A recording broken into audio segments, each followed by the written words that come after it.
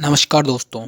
हम जे कृष्णमूर्ति की book first and last freedom का हिंदी अनुवाद प्रथम और अंतिम मुक्ति पढ़ रहे थे, जिसका आज हम प्रश्न उत्तर के भाग में से 19वें प्रश्न को पढ़ेंगे, जो कि है प्रार्थना और ध्यान के ऊपर, यानी प्रेयर एंड मेडिटेशन।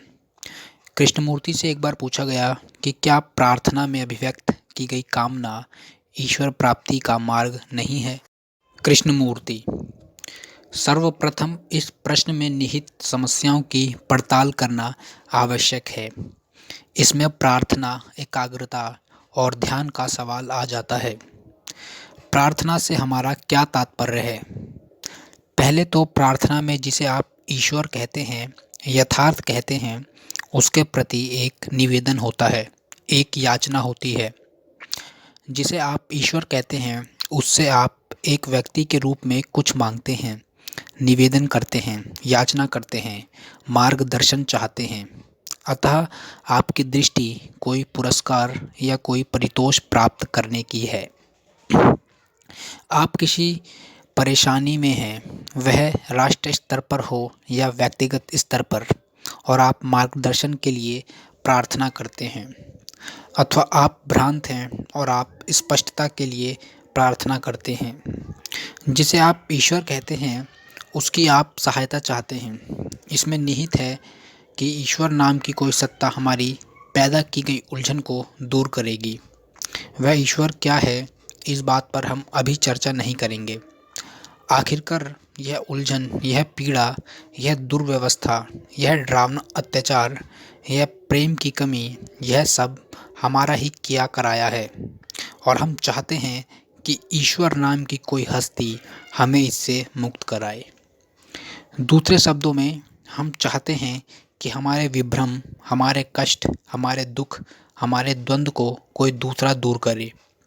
हम दूसरे से निवेदन करते हैं कि वह हमें प्रकाश दे और सुख दे। अब आप जब प्रार्थना करते हैं, याचना करते हैं, किसी वस्तु की कामना करते हैं, तो सामान्यतः वह मिल जाती है। आप जो मांगते हैं, आप पाते हैं, परंतु जो आप पाते हैं वह व्यवस्था नहीं उत्पन्न करेगा, क्योंकि जो आप पाते हैं वह स्पष्टता एवं समझ नहीं लाता। वह केवल संतोष, केवल तसल्ली देता है, वह बोध नहीं देता। क्योंकि जब आप कोई मांग करते हैं तो आप उसी को प्राप्त करते हैं जिसे आपने स्वयं प्रक्षेपित किया है।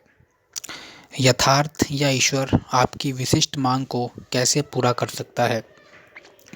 वह जो असीम है, जो अकथनीय है, क्या उसका हमारी छोटी छोटी चिंताओं, कष्टों, दुविधाओं से सरोकार हो सकता है? अतः वह क्या है जो हमें उत्तर देता है? जाहिर है कि जो असीम है वह सीमित को, क्षुद्र को, लघु को उत्तर नहीं दे सकता। तो जो उत्तर देता है वह क्या है? जब हम प्रार्थना करते हैं, हम काफ़ी शांत होते हैं, हम ग्रहणशीलता की अवस्था में होते हैं, और उस अवस्था में हमारा अपना अवचेतन क्षणिक स्पष्टता उत्पन्न करता है। आप कुछ चाहते हैं, आपको किसी वस्तु की कामना है, और कामना के उस क्षण, दासवत याचना के क्षण में आप काफ़ी ग्रहणशील होते हैं। आपका चेतन सक्रिय मन अपेक्षाकृत शांत होता है, और इसलिए अचेतन अपने को प्रक्षेपित करता है और आपको एक उत्तर मिलता है। निसंदेह यह उत्तर आपको यथार्थ से, असीम से नहीं मिलता। यह आपका अपना अचेतन ही होता है जो प्रत्युत्तर दे रहा होता है। अतः हम इस विषय में भ्रांत ना हों और यह ना समझ बैठें कि जब आपकी प्रार्थना का उत्तर मिलता है तो आप यथार्थ को पा लेते हैं। यथार्थ ही आपके पास आएगा, आप उसके पास नहीं जा सकते। प्रार्थना की इस समस्या में एक दूसरा तत्व निहित है, और वह है हमारी तथाकथित अंतरात्मा की आवाज़।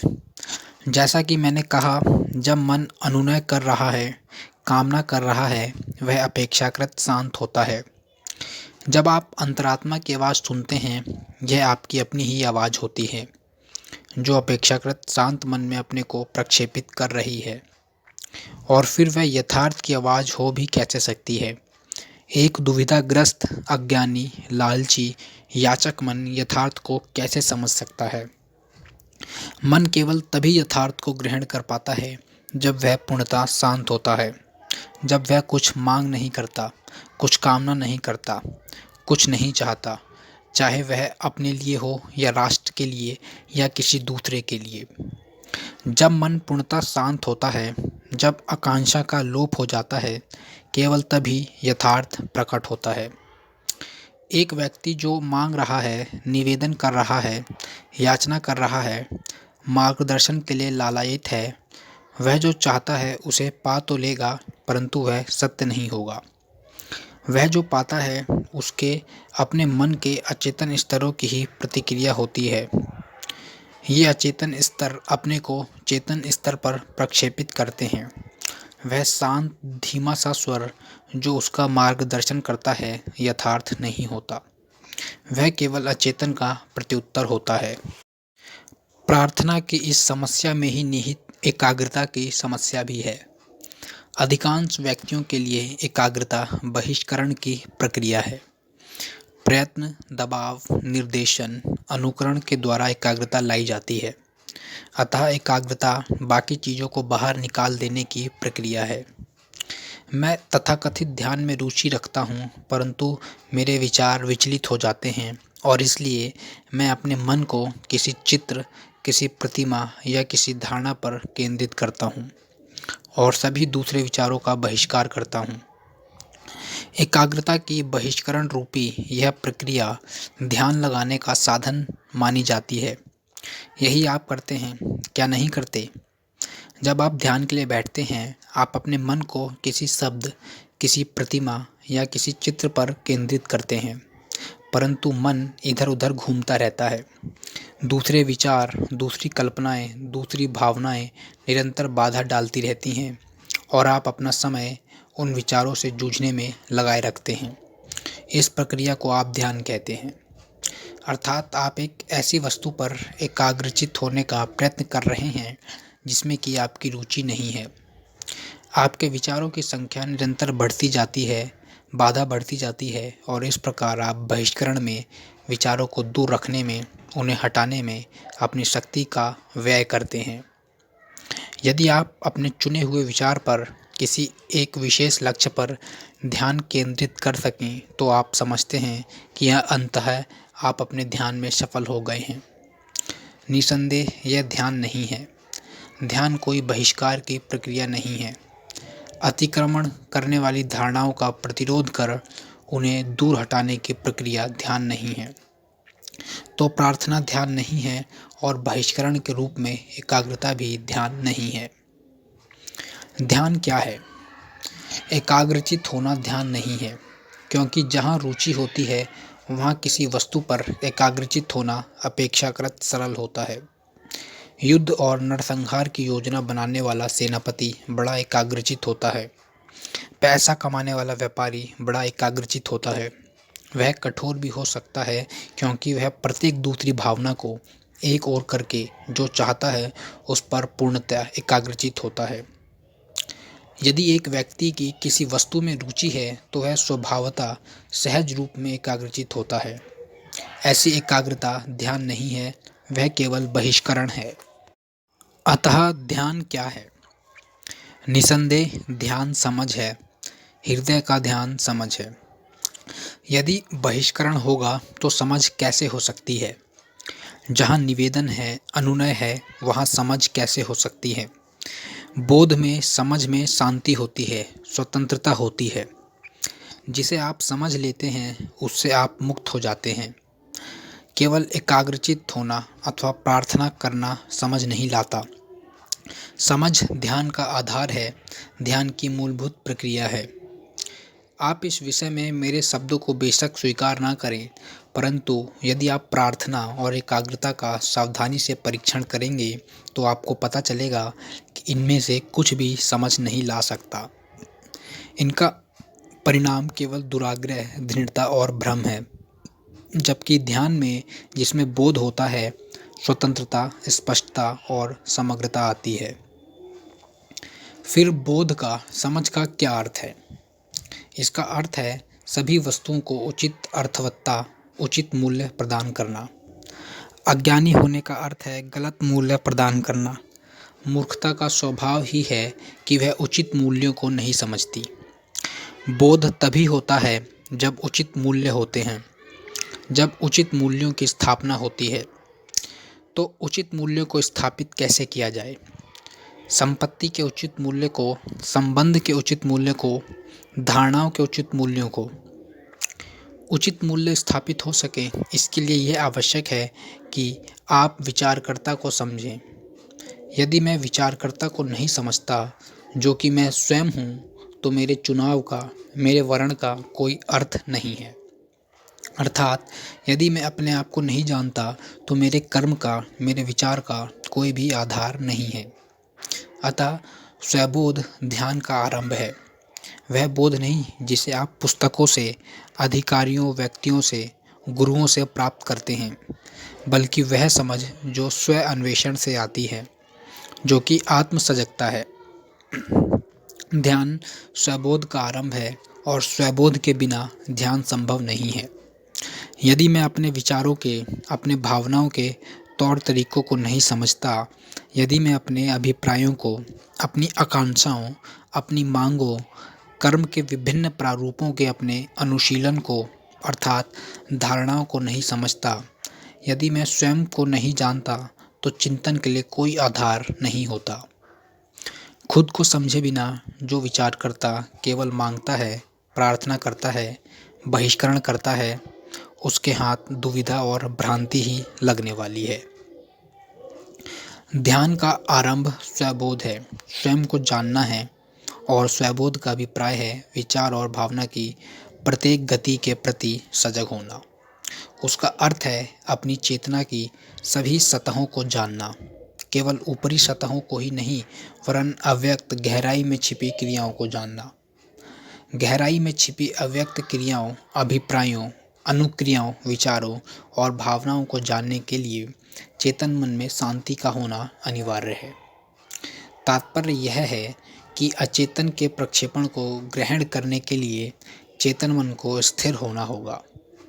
सतही एवं सक्रिय चेतन मन नित्य की क्रियाओं में, जीविकोपार्जन में, दूसरों को धोखा देने में, उनका शोषण करने में, समस्याओं से दूर भागने में, अर्थात हमारे अस्तित्व की अनेकानेक गतिविधियों में व्यस्त रहता है। इस सतही मन को अपनी गतिविधियों के सही महत्व को समझना होगा और इस तरह स्वयं शांत होना होगा। विधि विधान, बाध्यता, अनुशासन के द्वारा वह शांति, निश्चलता नहीं ला सकता। निश्चलता, शांति, स्थिरता तभी संभव है जब वह अवलोकन के द्वारा अपनी गतिविधियों के प्रति सजग होकर उन्हें समझे, स्वयं अपनी कठोरता को देखे और यह देखे कि अपने नौकर से, अपनी पत्नी से, पुत्री से, माता से वह कैसे व्यवहार करता है। जब वह सतही चेतन मन पूर्णतः अपनी गतिविधियों के प्रति सजग होता है, तो उस बोध के द्वारा वह सहज ही शांत हो जाता है। यह किसी जबरदस्ती से लाई जाने वाली बेहोशी नहीं होती और ना ही यह किसी लालसा के प्रति अनुशासन ही है।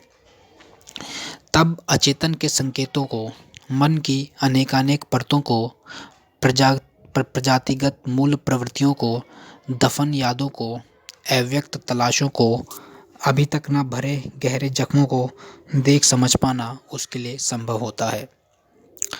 जब इन सब ने अपना प्रक्षेपण कर लिया होता है और इनको समझ लिया जाता है, जब समस्त चेतना इन घावों के, इन स्मृतियों के बोझ से मुक्त हो जाती है, तभी यह शाश्वत को ग्रहण करने की अवस्था में आती है।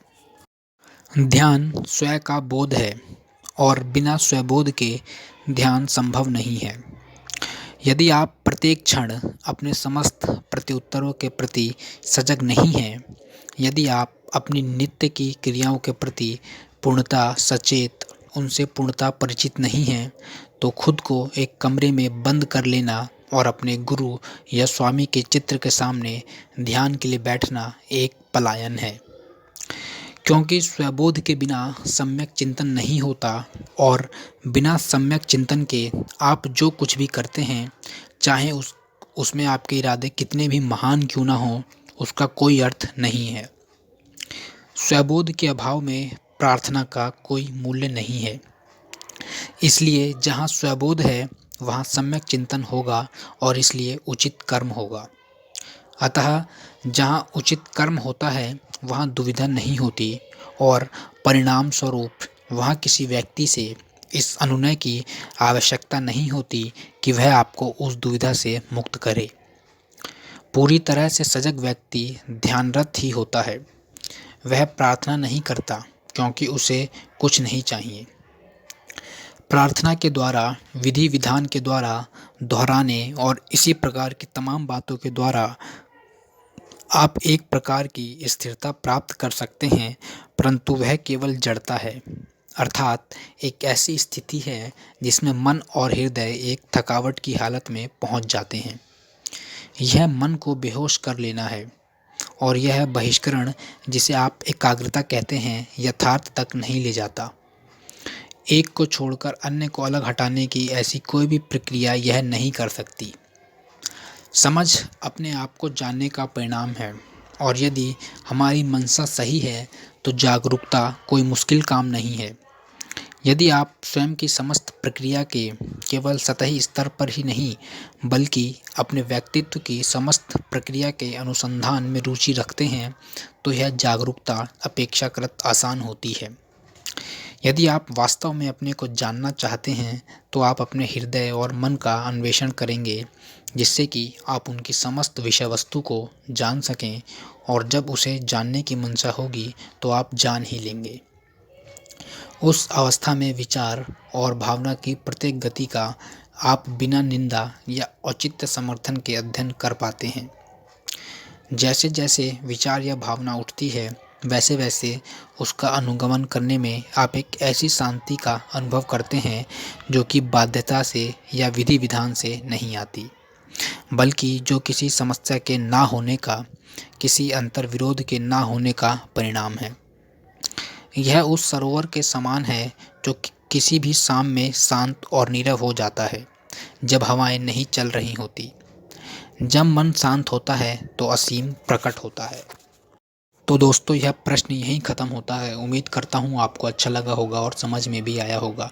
अगर अच्छा लगा तो वीडियो को लाइक करें और चैनल को सब्सक्राइब करें। And finally, thank you for your valuable time.